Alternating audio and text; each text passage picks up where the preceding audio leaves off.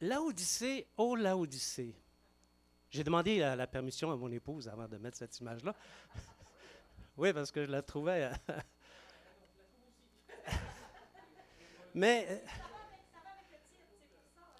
c'est ça. Venez donc dire qu'elle n'est pas belle, mon image. Elle est très belle, mon image. Mais c'est parce que, voyez-vous, dans la Bible, quand il est question au plan symbolique d'une femme, c'est toujours d'une église dont il est question, ou presque, OK? Il y a deux exceptions, là, mais très minimes. Donc, dans les visions, quand on parle d'une femme, c'est une église. Et Laodicée, ben, vous le voyez, Laodicée, c'est celle qui se trouvera la moins digne de l'héritage. C'est d'elle dont on va parler ce matin. Donc, on pourrait dire que notre femme, c'est Laodicée. OK? Et puis en arrière, c'est son édifice. Son édifice, pas son petit-fils, son édifice, qui est en ruine. Parce que c'est un peu ça, Laodicée. Tellement qu'elle ne pourra probablement pas hériter de l'héritage. Et elle devra demander aux 6 autres, Laodicée, c'est comment? Je vais la répéter. Je vais la répéter encore. Elle va demander aux autres, Laodicée, c'est comment? Laodicée, Laodicée. OK, c'est correct, c'est correct. Quand il faut expliquer nos gags, c'est parce que ce n'est pas des bons gags. C'est trop subtil. Je n'avais pas de message vendredi. Ben, jusqu'à vendredi, je n'avais pas de message, mais aux petites heures du matin, dans mon sommeil, je témoignais à quelqu'un, à un homme plus ou moins honnête. Bon, peut-être que c'était écrit dans sa face, là. C'était quelqu'un d'aisé financièrement, mais ses richesses ne provenaient pas toutes de gains honnêtes. Donc, il y avait des choses qui n'étaient pas tout à fait honnêtes. Il possédait beaucoup d'or et des biens hérités de ses ancêtres. Ce personnage avait fait du service militaire et il avait accompli quelques exploits, il avait quelques décorations. Il y avait chez lui une immense bibliothèque. Je raconte mon rêve, là. Une immense bibliothèque avec des ouvrages de toutes sortes. Toutefois, toute cette richesse dans laquelle il baignait ne semblait rien d'autre que les restes d'une gloire passée. Même qu'en le regardant avec son air mécréant, on aurait dit que tout ça ne lui appartenait pas. Ça ne fitait pas. Le statut ne fitait pas avec le bonhomme. Okay? J'étais chez lui et je me suis mis à parler du royaume à venir, d'un royaume à venir, le royaume de l'Antéchrist. Et curieusement, il s'est montré intéressé par mon discours. Mais néanmoins, il ne s'est pas laissé convaincre. Puis je lui ai parlé d'un autre royaume à venir, l'Église de Laodicée. Puis des personnalités qui connaissaient la fin des temps se sont joints à la discussion, à nous, pour la discussion, et j'ai continué de parler. Et il semblait que les personnalités qui s'étaient joints avec nous ne connaissaient pas grand-chose au sujet de Laodicée. Alors, j'expliquais que Laodicée, théoriquement supposée s'opposer au royaume de l'Antéchrist, s'y complaisait plutôt bien avec ce royaume. Et là, j'ai disserté sur l'église de Laodicée avant de me réveiller. Et là, vous comprenez, je me suis réveillé, le rêve prend fin là, OK? Mais recevoir cette sorte de rêve le matin même qui préside à la préparation d'un message pour l'Église, ça ne peut pas relever du hasard. OK? Alors moi, j'ai compris que je devais m'entretenir avec vous sur cette Église de Laodicée, parce que le Seigneur Jésus a quelque chose à dire. Pardon. Quelle est donc cette mystérieuse Église de Laodicée? Quelles sont ses caractéristiques? Et en quoi ça peut bien nous concerner? Vous allez voir qu'il y a de la pertinence dans ça.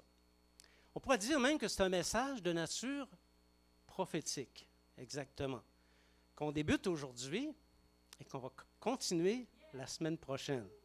Parce qu'il y avait quand même beaucoup de choses à dire. Ça ne rentrait pas dans un seul message. Ben, ça aurait pu rentrer, mais on aurait terminé à 12h30 et je pense que je ne me serais pas fait des amis.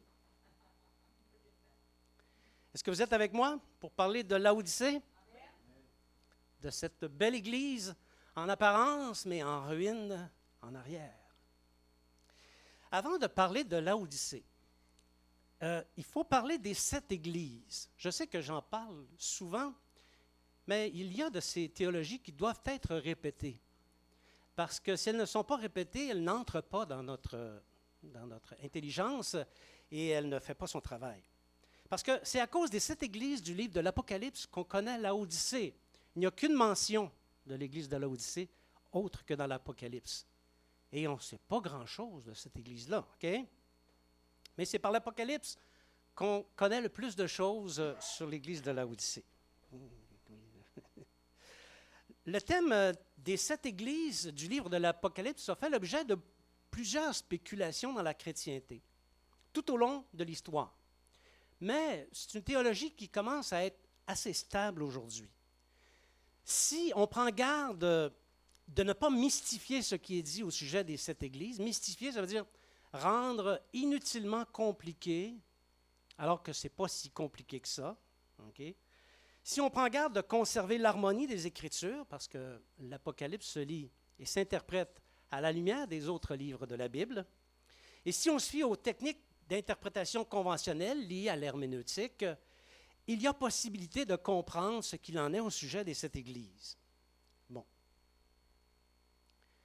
Les 7 églises, la première chose qu'on peut dire, c'est que ce sont des églises bien réelles, les 7 églises de l'Apocalypse, OK?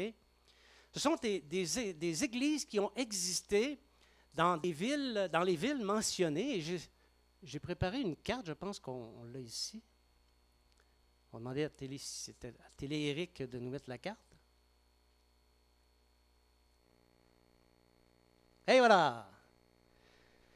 Donc, on s'entend pour dire qu'à l'époque, il y avait plus que cette église. Il y avait des dizaines, voire peut-être même des centaines d'églises de par le monde. Mais ce sont 7 églises qui se trouvent dans cette région ici, qui se trouve, si on monte un peu, là, ça se trouve être la région de l'Asie mineure. Okay? Et ce sont 7 églises. Donc, il y en a qui ont essayé de voir dans la configuration de la position des églises un symbole, un signe quelconque. Mais moi, je ne vois pas grand-chose qui ressort là, de par la configuration. Et on sait que Jean était ici à l'île de Patmos lorsqu'il a reçu le message de l'Apocalypse et il doit s'entretenir avec ces 7 églises. Il a quelque chose à dire aux 7 églises. Alors, ce sont des églises qui ont existé. Et la critique que l'apôtre Jean fait aux 7 églises était une critique qui s'appliquait aux 7 églises contemporaines. Okay? Bon. Alors, les critiques que Jésus leur fait sont des critiques à propos. Il n'a pas sorti ça dans les airs. Il dit des choses qui sont vraies à ces 7 églises.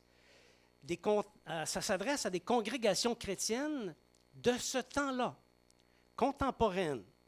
Et ces congrégations chrétiennes, quand on regarde la critique, présentaient des forces et présentaient des faiblesses. Certaines étaient plus fortes, d'autres étaient plus faibles. On peut dire de notre Laodicée que c'était la plus faible.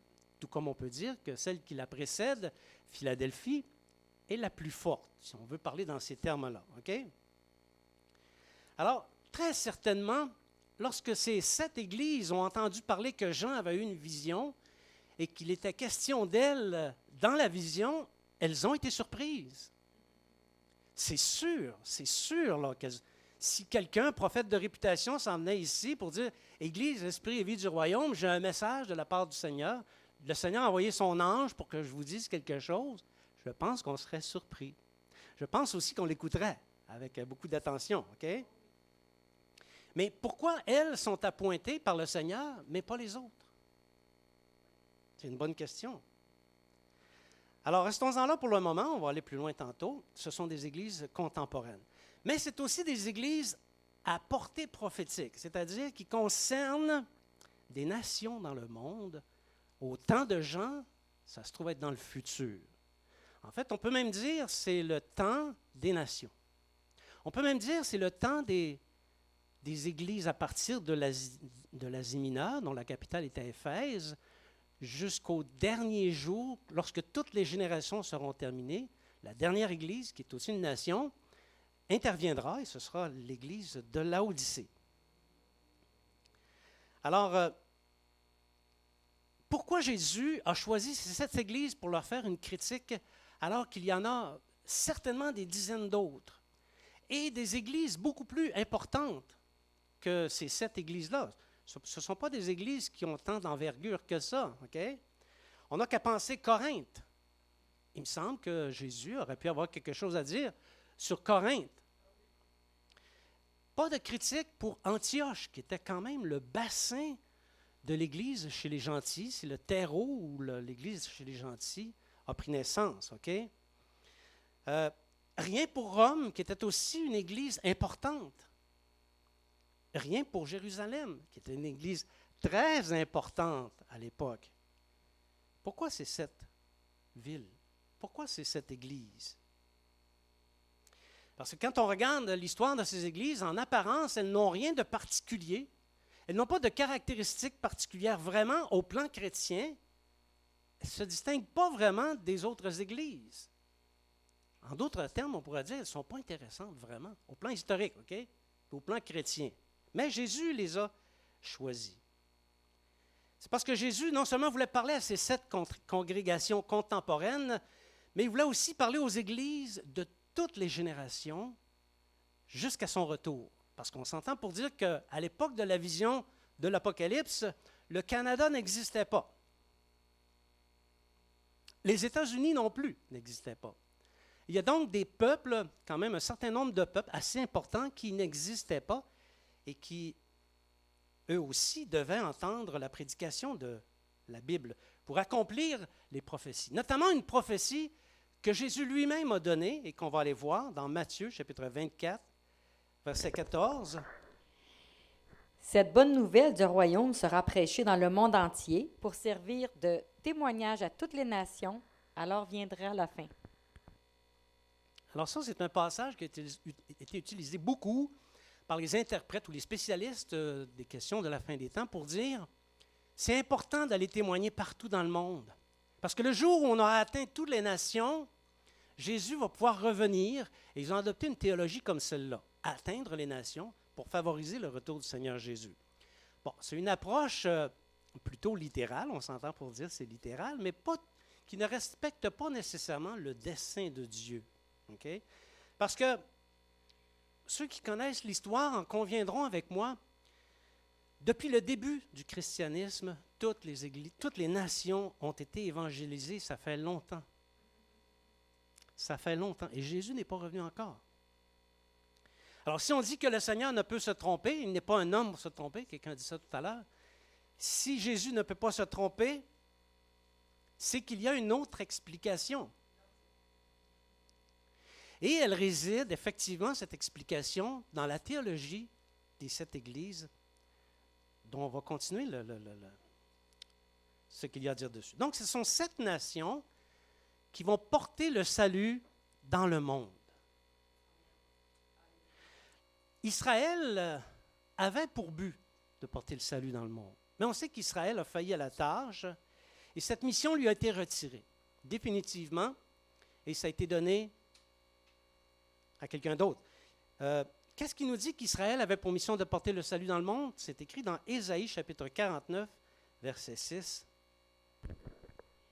Il dit, « C'est peu que tu sois mon serviteur pour relever les tribus de Jacob et pour ramener les restes d'Israël. Je t'établis pour être la lumière des nations, pour porter mon salut jusqu'aux extrémités de la terre. » Voilà, la lampe d'Israël avait pour but de porter le salut de Dieu partout dans le monde, jusqu'aux extrémités de la terre, mais ils ont failli. Israël l'a manqué. Et c'est la parabole des vignerons qui explique la suite. Je ne vais pas la lire, la parabole des vignerons. Par contre, je vous invite à aller la lire dans l'évangile de Matthieu. Okay?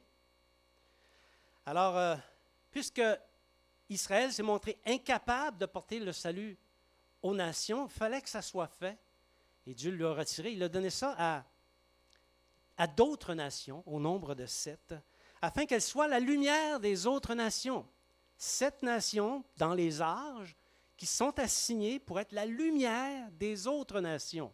C'est ce qu'on a lu dans le chapitre 49, verset 6. Alors, c'est pour ça qu'on a l'image des chandeliers dans l'Apocalypse. Un chandelier, ça procure de la lumière. Un chandelier, c'est la lumière dans les ténèbres. L'image est très forte. 7 nations qui sont aussi 7 chandeliers qui portent la lumière de Dieu dans les autres nations et le salut de Dieu. Lorsque la 7e nation, dûment appointée pour porter le salut aux autres nations, aura terminé son mandat, alors viendra la fin. Là, on peut le dire.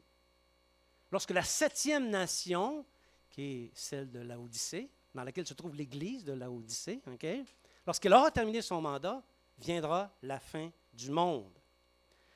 Alors, on sait que la première nation fut l'Asie mineure, dont la capitale était Éphèse. Okay?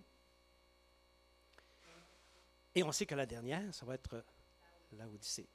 Donc, on voit qu'au-delà de la portée contemporaine, il y a aussi une portée, un dessin plus large pour couvrir l'ensemble des nations du monde, de toutes les générations, jusqu'à Laodicée. C'est ça le dessein de Dieu. Alors, quand il dit, il faut que la bonne nouvelle soit portée dans le monde entier pour servir de témoignage à toutes les nations, c'est ça que Jésus veut dire. C'est dans ce contexte-là que ça doit être lu. C'est en examinant les caractéristiques des nations, qui est donné dans les critiques que Jésus fait, qu'on peut découvrir le nom des nations désignées pour porter le salut du monde. Je ne vais pas aller trop loin en vous disant que la première, c'était l'Asie mineure, la deuxième, c'était Rome, l'Empire romain, le troisième, l'Empire byzantin, le quatrième, l'Empire allemand, le cinquième, l'Empire britannique, le sixième, l'Amérique du Nord, et le septième, on peut mettre un gros point d'interrogation, parce qu'on ne le connaît pas encore. Okay? Donc, la nation actuelle, dont la lumière brille sur les autres nations, c'est la lumière de Philadelphie. Nous sommes actuellement sous l'empire, l'autorité de la lumière de l'Église de Philadelphie. Mais il faut le dire, et je crois que c'est pour ça que le Seigneur a inspiré ce message, ces messages. Le temps de l'Église de Philadelphie arrive à son terme. Lorsque très bientôt l'Amérique du Nord aura terminé son déclin, parce qu'on ne se le cachera pas, c'est l'Amérique du Nord, Philadelphie. Et l'Amérique du Nord, les États-Unis en plus, et les États-Unis sont en train de décliner partout dans le monde. Leur influence ne progresse pas, elle régresse. Elle régresse. Alors que leur chandelier, quand ils auront terminé ce déclin, alors que leur chandelier leur sera enlevé et donné à une autre nation, j'ai nommé Laodicée. Mais il y a une période de transition entre les deux. Comme il y en a eu une entre la passation du flambeau entre la Grande-Bretagne aux États-Unis, ça s'est passé quand même sur des dizaines d'années. Ça ne s'est pas fait en criant lapin, là. Okay? Alors, c'est Laodicée qui va être la dernière nation avant le retour du Seigneur. Et on doit regarder ce qui concerne cette Laodicée pour comprendre dans quel temps nous vivons et quelle influence ça a sur l'Église, dont la nôtre, et toutes les églises dans le monde entier. Alors, la ville de Laodicée, c'est une ancienne ville grecque, qui est tombée sous domination romaine. Elle a été fondée au 3e siècle avant Jésus-Christ et elle se trouve dans la région de la Phrygie. C'est l'image que je vous ai montrée tout à l'heure en Asie mineure. Il y avait plusieurs régions en Asie mineure. Donc, Laodicée se trouvait dans la région de la Phrygie. Caractéristiques de la ville. J'ai trouvé ça intéressant. C'est toutes des choses que je ne savais pas là, quand j'ai su que je devais vous entretenir là-dessus. Je l'ai appris au moment où j'ai préparé le message. Okay? Laodicée était une riche place d'affaires. Elle avait une banque centrale. Normalement, quand dans une région, a une banque centrale, c'est parce qu'il y a de l'argent. Okay? Il y a de l'argent.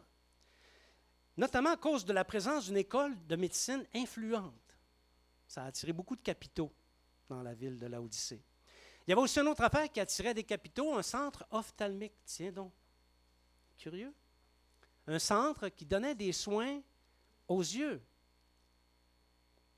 Elle avait aussi une importante manufacture de toutes sortes de tissus faits à partir de laine noire, des tissus fins, précieux, recherchés qu'on retrouvait dans les palais, OK? Faits à partir de la laine noire, vêtements noirs. Hein? Puis tantôt, quand on va voir la critique qui est faite à Laodicée, on parle d'un vêtement, mais il n'est pas noir. OK? Alors, les gens affluaient de partout dans cette ville et la région, la ville, faisait beaucoup d'affaires et elle prospérait. Elle était tellement riche, et ça parle beaucoup, elle était tellement riche, Laodicée, qu'elle a fièrement renoncé à l'aide impériale pour la reconstruire suite à un séisme. En 60, après Jésus-Christ, un séisme a frappé la ville de Laodicée et tout s'est effondré. Et l'Empire romain lui a offert de l'aider financièrement pour se reconstruire. Elle a dit non, pas de problème, on a notre banque centrale, on est capable de s'autosuffire et de se reconstruire nous-mêmes. Ça prend de l'argent, ça, là, OK? Le nom de Laodicée signifie justice du peuple.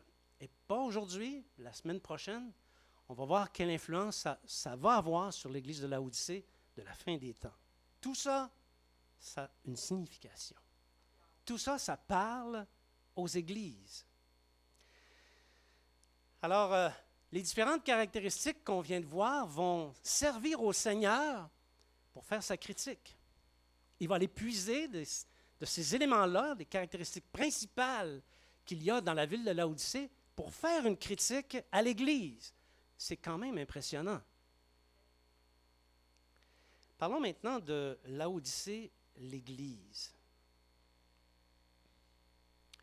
Alors, l'Église de Laodicée, ou l'Église qui se trouve dans la nation de Laodicée, dont il est question dans le livre de l'Apocalypse, se trouve à fermer l'histoire du monde. C'est cette Église qui va fermer l'histoire du monde. Et après son temps, elle va venir la fin, qui va être immédiatement suivie de l'établissement du royaume de Christ. Et ça, c'est notre espérance. On a hâte à ça. On a hâte que le Seigneur Jésus établisse son royaume. Mais en attendant, il faut souffrir un peu. Il faut souffrir la passation de pouvoir entre Philadelphie et Laodicée. Il faut souffrir Laodicée. OK? La naissance du christianisme à Laodicée. Comme je le disais tout à l'heure, on sait que très peu de choses sur l'Église de Laodicée et très peu de prédicateurs, en fait, prêchent sur l'Église de Laodicée parce que très peu de prédicateurs savent quelque chose sur l'Église de Laodicée. Mais il semble que la ville ait reçu la parole de Dieu par l'intermédiaire de l'apôtre Paul ou encore de l'un de ses collaborateurs. C'est assez difficile d'en être certain, OK? Alors, pour une Église dont il n'est à peu près pas question dans le Nouveau Testament, c'est assez surprenant qu'elle fasse partie des 7 églises à qui le Seigneur a quelque chose à dire, a une critique à leur adresser. Même, je vous dirais que Laodicée n'était même pas une église qui était importante en nombre. Elle n'était pas vraiment importante. Et ce sont les caractéristiques de la ville de Laodicée qui semblent intéresser le Seigneur. Et c'est avec elle, avec ces caractéristiques, qu'il construit la critique qu'on voit dans l'Apocalypse. Allons voir la critique. OK? La critique de l'Église de Laodicée. De toutes les critiques que le Seigneur Jésus fait aux 7 églises, la plus dure, c'est la critique faite à l'Église de Laodicée. Et vous allez comprendre pourquoi elle est dure. Voici ce qu'en dit le Seigneur dans Apocalypse chapitre 3, versets 14 à 22. Écrit à l'ange de l'Église de Laodicée. Voici ce que dit l'Amen, le témoin fidèle et véritable, le commencement de la création de Dieu. Je connais tes œuvres, je sais que tu n'es ni froid ni bouillant. Puisses-tu être froid ou bouillant? Ainsi, parce que tu es tiède et que tu n'es ni froid ni bouillant, je te vomirai de ma bouche parce que tu as dit. Je suis riche, je me suis enrichi, je n'ai besoin de rien. Et parce que tu ne sais pas que tu es malheureux, misérable, pauvre, aveugle et nu, je te conseille d'acheter de moi de l'or éprouvé par le feu, afin que tu deviennes riche, et des vêtements blancs, afin que tu sois vêtu et que la honte de ta nudité ne paraisse pas, et un collier pour oindre tes yeux afin que tu vois. Moi, je reprends et je châtie tous ceux que j'aime. Aie donc du zèle et repens-toi. Voici, je me tiens à la porte et je frappe. Si quelqu'un entend ma voix et ouvre la porte, j'entrerai chez lui, je souperai avec lui et lui avec moi. Celui qui vaincra, je le ferai asseoir avec moi sur mon trône, comme moi j'ai vaincu et me suis assis avec mon Père sur mon trône. Que celui qui a des oreilles entende ce que l'Esprit dit aux églises. Nous devons entendre ce que l'Esprit dit à l'Église de Laodicée. Vous ne le voyez pas dans votre texte, mais moi, dans mon texte, ça n'a malheureusement pas sorti quand on a fait le copier-coller. J'ai sorti les caractéristiques utilisées par le Seigneur. Parce que tu dis, je suis riche, je me suis enrichi, je n'ai besoin de rien. C'était vraiment le cas dans la ville de Laodicée, OK?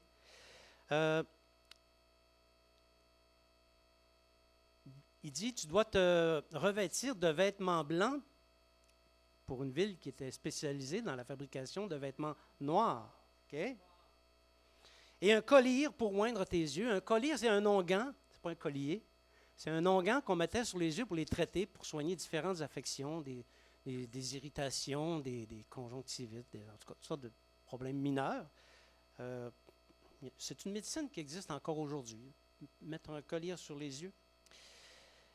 Et ça correspond aux caractéristiques historiques de la ville de Laodicée. Donc, Jésus fait une adresse impitoyable.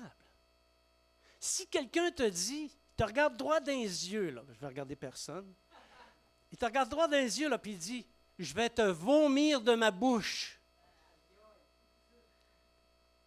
C'est dur. J'espère que personne n'a mal au cœur.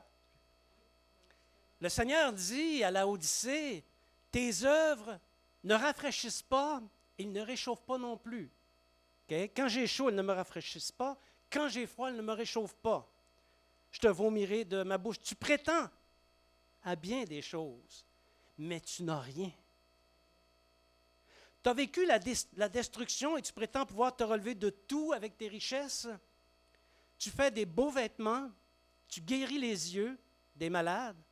En gros, tu règnes déjà, mais tu n'as pas besoin de moi. Quand Jésus dit ça à une église, c'est quelque chose. Voici la vérité, tu es malheureux, misérable, pauvre, aveugle et nu. Ça contraste pas mal avec ce qu'on connaît de l'église de Laodicée, n'est-ce pas? Critique sévère. Parce que Laodicée a reçu l'ordre de porter le salut aux nations du monde. Elle avait le chandelier. C'est elle qui devait luire dans le monde. Okay? Le monde, on s'entend, de sa génération ou de ses générations, qui sont les dernières générations avant le retour du Seigneur Jésus.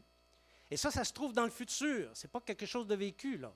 On n'a pas encore vécu l'histoire de l'Église de Laodicée. C'est dans le futur, celui qui précède le retour du Seigneur Jésus. Donc, elle a la même mission que les 6 autres églises qui ont passé avant elle. Mais elle s'est royalement fourvoyée. Et elle sera vomie de la bouche du Seigneur.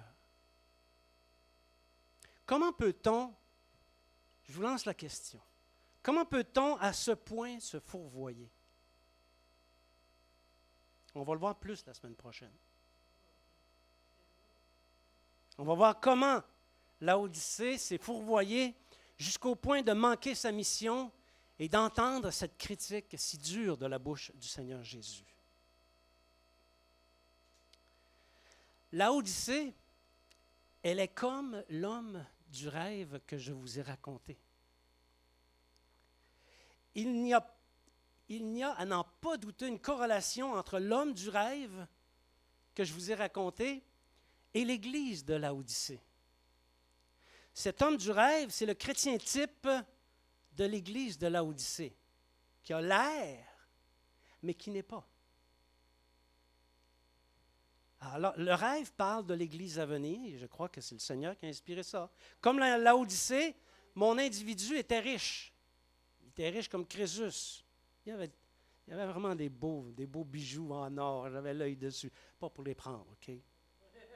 Pour apprécier leur beauté, c'est tout. OK? Il était riche, mais pas seulement de richesses honnêtes. Ses richesses et ses biens relevaient davantage d'une gloire du passé. Comme celle de Laodicée qui porte en elle la gloire des églises précédentes. L'homme du rêve ne semblait pas authentique. Même plus, il semblait malhonnête et il prétendait au prestige. Comme Laodicée qui prétend être quelqu'un, mais qui en réalité n'est rien.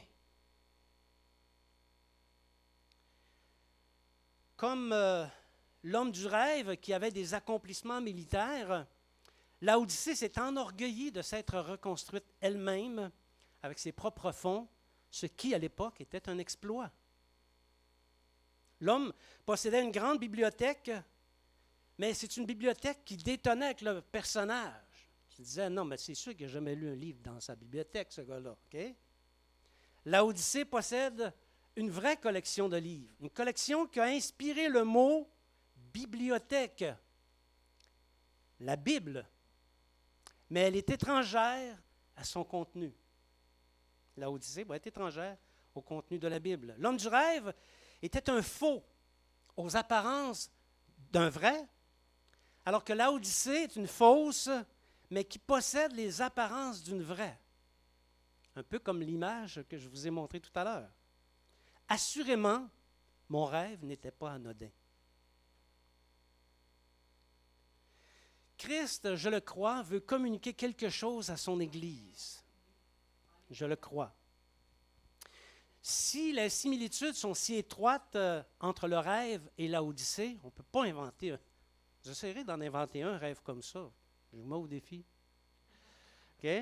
Alors, si les similitudes sont si étroites entre les deux, c'est parce que le Seigneur a des choses importantes à nous dire et on doit les entendre. Et il n'eût été de ce rêve, je n'aurais pas préparé ces deux messages, au moins deux, OK? Pour le moment. Voici, nous croyons ce que Christ veut dire. L'Église du Seigneur Jésus, lentement mais sûrement, migre de son statut de l'Église de Philadelphie au statut de l'Église de Laodicée. On est entré dans la phase, les débuts de la phase de transition.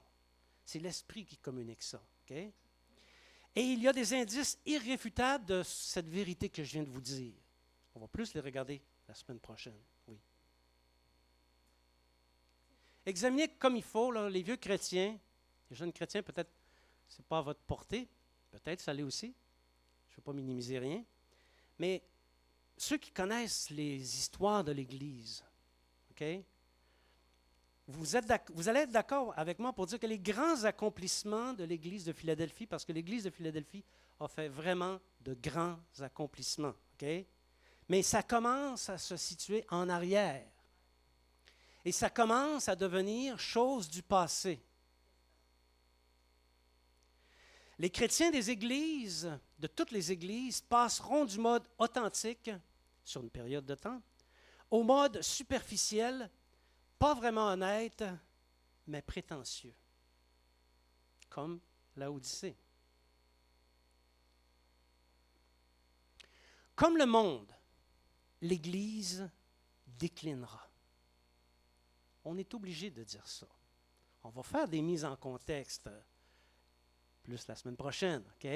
Parce que tout n'est pas sombre dans ce tableau-là. Il y a des belles choses aussi, tu sais. Tout n'est pas sombre. Mais ce matin, on regarde le côté obscur de la chose. Alors, de la même manière que l'a fait l'Église de Sardes au 17e, 18e, 19e siècle, la Grande-Bretagne a vu son flambeau décliner et être donné à une autre nation, qui est l'Église de Philadelphie. Et de la même manière, l'Église de Philadelphie se retirera de plus en plus des autres nations du monde. Elle va être de moins en moins présente dans les autres nations du monde. Moins en moins efficace, dans son mandat, sa mission de porter le salut aux autres nations. Les USA perdront de plus en plus d'influence et on sait qu'elle est en intimité avec l'Église qui est en son sein. Okay? Les USA perdront de plus en plus d'influence et l'une des conséquences, c'est que l'Église n'aura plus la force de poursuivre dans sa lancée, de faire progresser le royaume de Dieu dans les autres nations. Sa lumière va faiblir inexorablement. Les grands évangélistes, on connaît tous 1, 2, 3, 10 grands évangélistes, OK? Avec leurs grands organismes chrétiens qu'ils ont fondés, perdront de l'influence, voire disparaîtront. Vous ne croyez pas? Les dernières années, on a vécu ça, nous, les vieux chrétiens, OK? On vu disparaître les grandes figures de ces grands mouvements. Les Billy Graham, les David Wilkerson, les Reinhard Bonnke, les Yonggi Cho, tout récemment, il y a 2 semaines, 3 semaines. Et combien d'autres ont disparu? Ils ne sont plus. Les immenses campagnes d'évangélisation deviennent de plus en plus difficiles. Ce n'est pas par les campagnes d'évangélisation en Occident qu'on peut parvenir à atteindre les gens. Le monde est de moins en moins réceptif à la cause de l'Évangile. Pire, devient de plus en plus ennemi de la cause de l'Évangile. Les mouvements sociaux tels que le wokisme, il y en a d'autres, mais c'est lui qui attire plus mon attention. Le wokisme, c'est un mouvement, je savais que quelqu'un demanderait qu'est-ce que c'est ça, là. C'est un mouvement qui préconise l'anéantissement des structures et le bannissement des populations blanches et hétérosexuelles. Pour mettre en évidence les minorités, visibles ou non. Ces mouvements sociaux ont amené des abaissements moraux inouïs en Occident et partout dans le monde. Et ils appellent ça du progrès social.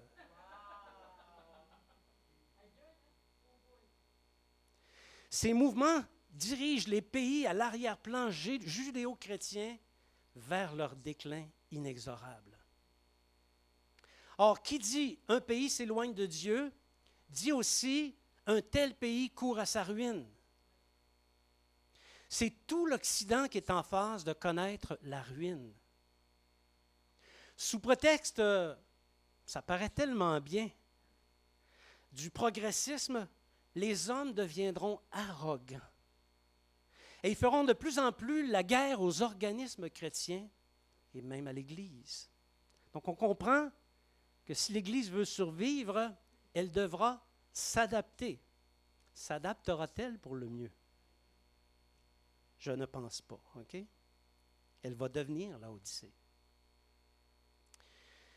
Les gens croiront atteindre l'harmonie du monde, mais en réalité, ils iront vers une vraie ruine qui a été prophétisée dans le Nouveau Testament, dans 1 Thessaloniciens, chapitre 5, versets 2 à 3. Car vous savez bien vous-même que le jour du Seigneur viendra comme un voleur dans la nuit.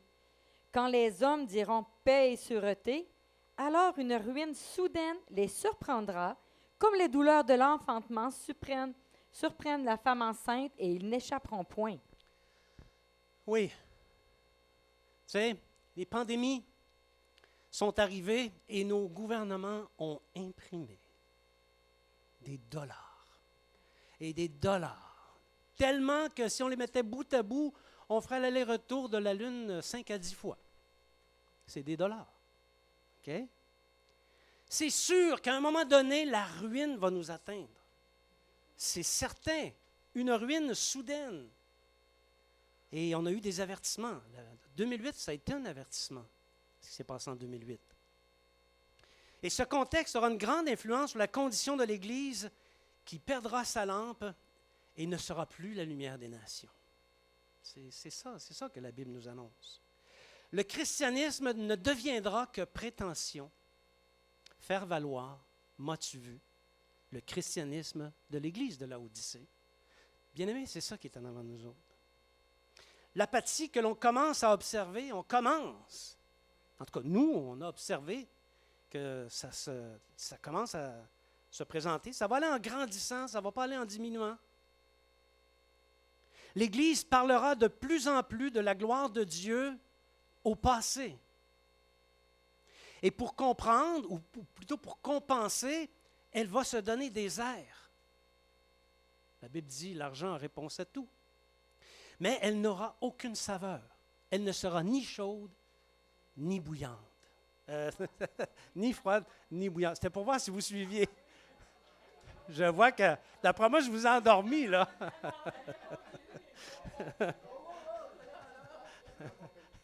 J'allais m'opper, je pense. OK, je confesse mon erreur. Elle prétendra à la richesse des œuvres de Dieu. Elle va le dire. Nous avons, regardez, tous ces trésors. Nous avons la gloire de Dieu. Mais dans la réalité, elle n'en aura pas. Elle prétendra être la solution à un monde perdu, mais elle-même sera en perdition. Donc, comme je l'ai dit, la semaine prochaine, on va aller plus loin dans cette analyse. On va identifier les traces de l'Église de Laodicée qui ont pris naissance dans l'Église actuelle. Les éléments de critique que le Seigneur a donnés ont pris naissance dans l'Église actuelle. On est capable de voir, si on ouvre nos yeux, on est capable de voir que ça commence à prendre racine. Et ça témoigne du déclin de l'authenticité des chrétiens. La fausse spiritualité, les fausses œuvres et l'aveuglement total, c'est en train de se dessiner. On va regarder l'étrange proximité, parce que c'est un peu mystérieux, que Laodicée partagera avec la grande prostituée, oui, et le royaume de l'Antéchrist. Il va y avoir des liens entre Laodicée et ses acteurs diaboliques. On va voir comment le péché de Laodicée sera grand et comment il sera difficile de garder la foi en ces temps, parce que ce sera des temps d'angoisse et de détresse. Et enfin, et à la gloire de Dieu, nous verrons que même au milieu de l'aveuglement et de l'errance, il se trouvera de l'espoir pour celui qui voudra vraiment s'approcher du Seigneur dans tout ce cafouillis de faux semblants, de prétentions, de faux vrais et de vrais faux. Comme quoi, comme le dit l'apôtre Pierre, le Seigneur use de patience en ces temps difficiles parce qu'il ne veut qu'aucun ne périsse, mais que tous arrivent à la repentance. Amen. J'invite les musiciens, je vais faire ma conclusion, les musiciens. Je t'invite, Jennifer. Voilà, bien-aimés, les premières pensées qui me sont venues à l'esprit. Ça m'a été inspiré, ces choses-là. Okay? Après que j'ai couché sur le papier les principaux détails du rêve que j'ai eu vendredi matin, qui est un rêve avertisseur. Parce que Jésus est à l'œuvre dans son Église. Et il s'intéresse à notre destinée, comme chrétiens, mais aussi comme Église. Il veut que nous tenions ferme. Il veut que nous persévérions, même dans les temps difficiles qui approchent à grands pas. Il veut que nous gardions la foi, une foi pure, pleinement centrée sur lui, dans un amour inaltérable. Foi pure, dans un amour inaltérable. Bientôt, des gens vont s'ajouter à l'Église Esprit du Royaume. Et il nous faudra leur enseigner ces choses, afin qu'eux aussi sachent ce qu'est une foi pure et qu'ils apprennent à garder la foi, même dans les temps difficiles. Alléluia. Parce que, comme on va le voir la semaine prochaine, les chrétiens deviendront suffisants, de plus en plus suffisants, et bien peu concentrés sur leur mission qu'ils auront oubliée. Au lieu donc de faire des choses qui plaisent au Seigneur, elles feront des choses déplaisantes, au point que ça lève le cœur du Seigneur Jésus. Et c'est là l'avertissement du Seigneur. Redoublons, bien-aimés, de zèle, afin de conserver ce qu'il nous a promis. Amen. Je vous invite à vous lever.